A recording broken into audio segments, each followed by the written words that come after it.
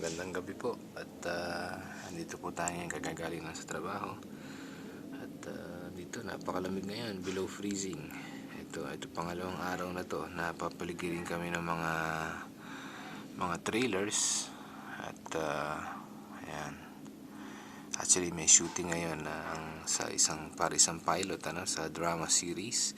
Ginagamit yung building sa tapat namin, doon sila nag-shooting. Andito yung mga artista. Hindi ko ganong kilala yung artista sa pang TV kasi to. Pangalan ng show Betrayal. Ayan. Ilang 3 araw yata sila mag-shooting dito. Okay. Yun lang po. Ito, maraming ganito, mga mahabang trailers. Mula doon, papunta doon. Okay. Hanggang susunod.